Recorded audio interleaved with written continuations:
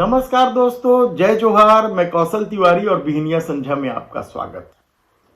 छत्तीसगढ़ को धान का कटोरा कहा जाता है और यही वजह है कि राज्य बनते ही किसानों को उसकी उपज अच्छी तरीके से मिल सके, इसलिए प्रथम मुख्यमंत्री अजीत जोगी ने दावा किया था कि किसानों का एक एक दाना सरकार खरीदेगी।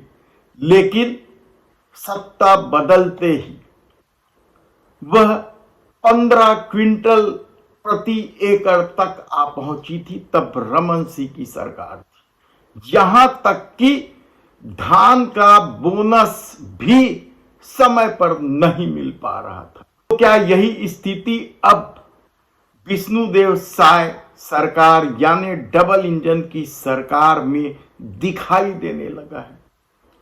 दरअसल बोनस को लेकर मोदी सत्ता की जो रीति नीति है, उसकी वजह से न केवल छत्तीसगढ़ बल्कि कई राज्यों को किसानों के हित में फैसले लेने में दिक्कत होती है।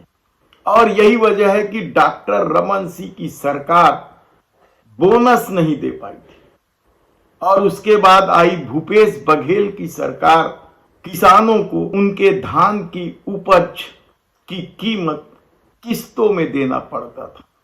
और अब विष्णुदेव साय सरकार के सत्ता में आने के पहले जिस तरीके से दावे किए गए थे, वादे किए गए थे, मोदी की गारंटी दी गई थी कि किसानों को एक मुश्त धान की कीमत दी जाएगी, 3100 रुपए प्रति क्विंटल।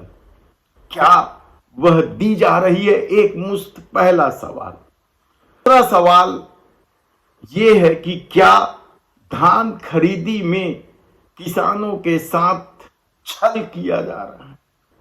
कांग्रेस का तो सीधा सीधा आरोप है कि डबल इंजन की सरकार छत्तीसगढ़ में किसानों के साथ धोखा कर रही है। पार्टी ने चुनाव से पहले घोषणा पत्र जारी किया था और 3100 रुपये पूरा पैसा देने का वादा किया था, लेकिन मैं समझता हूँ 2300 रुपये आज इन लोगों को मिल रहा है। भारतीय जनता पार्टी के घोषणा पत्र को ये तमाम लोग याद कर रहे हैं। किसानों को अब किसान छला महसूस कर रहे हैं। आपके सामने जिंदा उदाहरण आपने देखा कि 1.5 किलो अगर ऊपर वजन होगा तो किसान का सीधा सीधा नुकसान होगा और सैकड़ों की संख्या में हर खरीदी केंद्र में किसानों को यही बेवकूफ़ बनाने का काम, चाहे वहाँ के व्यवस्थापक की बात करें या सरकार ने जो समितियाँ बनाई हैं, उन लोगों का भी इसमें बड़ा भ्रष्टाचार का आरोप हम लोगों ने लगाया है। ऐसा लगता है कि नान से भी बड़ा भ्रष्टाचार इसमें होगा। अभी तो ये माल यहाँ से संग्रहण केंद्र में जाएगा, उसकी ट्रांसपोर्टिंग लगेगी। कांग्रेस की सरकार में सीधा मिल में जाके मिलिंग होती थी। मिलर्स के साथ में अभी कोई बातचीत नहीं, कोई ऐसी बात नहीं हुई कि ना एजेंसी फाइनल हुई है। तो कहीं ना कहीं किसानों के साथ एक छलने का काम भारतीय जनता पार्टी की सरकार ने किया है। कांग्रेस पार्टी की निगरानी समिति आज धनेन्द्र साहू जी के नेतृत्व में पूरे रायपुर के अलग अलग खरीदी केंद्र में हम लोग जा रहे हैं और मैं समझता हूँ कि किसान भी खुलकर, ये कोई बनावटी बातें नहीं, जिसकी पीड़ा है वो खुद निकल कर इस पर अपनी बात कर रहे हैं। और यह सबको मालूम है कि किस तरीके से धान की कीमत एक मुश्त नहीं दी जा रही है। पहले वही राशि दी जाती है जो समर्थन मूल्य निर्धारित है और उसके बाद बची राशि दी जाती, यानी 2 किस्तों में राशि दी जा रही है। आप कह सकते हैं कि कांग्रेस के भूपेश बघेल सरकार से जो 4 किस्त में दी जाती थी, वह किसानों को कम से कम 2 किस्त में तो मिल रही है। लेकिन मंडियों की जो स्थिति है, समितियों की जो स्थिति है, मिलरों की जो स्थिति है, वह इसे एक बड़ा मुद्दा बना दिया है। दरअसल खरीदी केंद्रों में भी कांग्रेस ने छापा मारकर यह बात सामने लाया है कि किस तरीके से खरीदी केंद्रों में कहीं कहीं धान ज्यादा लिए जा रहे थे, यानी 40 क्विंटल 42 क्विंटल बोरी में लिए जा रहे थे और कीमत 40 क्विंटल के ही दिए जा रहे थे। तो बारदाने की कमी को लेकर भी किसानों में बेहद आक्रोश है।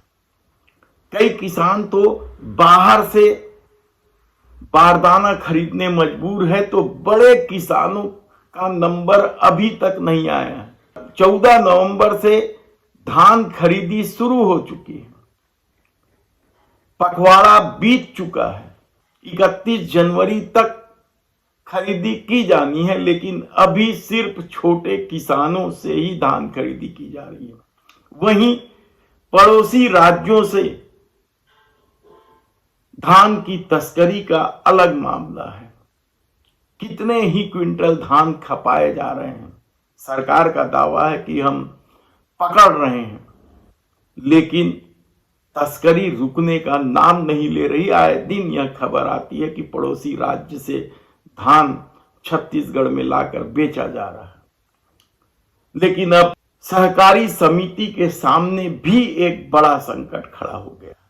धान वे खरीद तो रहे हैं, लेकिन मिलर उठा नहीं रहे हैं, और इसकी वजह से समिति में धान जमा होने लगा है। और कई समितियों ने, खासकर गृह मंत्री विजय शर्मा के क्षेत्र कवर्धा जिले का तो बेहद ही बुरा हाल है, और कहा जा रहा है कि यही स्थिति रही तो समिति के सामने धान खरीदने का संकट खड़ा हो जाएगा। वे धान कैसे खरीदेंगे यदि जगह ही ना हो रख रखाव। लेकिन मिलर क्यों नहीं उठा रहे हैं धान, इसे लेकर भी डबल इंजन की सरकार घिरी हुई है। मिलर इसलिए नहीं उठा रहे हैं क्योंकि अभी तक कस्टम मिलिंग का दर तय नहीं हुआ है, रेट फिक्स नहीं किया गया है, और इसकी वजह से कई जगह मिलरों ने धरना प्रदर्शन किया।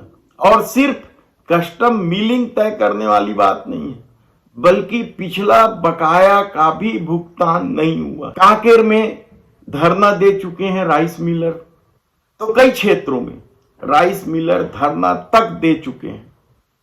ऐसी परिस्थिति में किसानों के साथ, मिलरों के साथ, समितियों के साथ सरकार के रवैये को लेकर यदि सवाल उठ रहे हैं, तो क्या नियत पर भी सवाल उठ रहे हैं। धन्यवाद।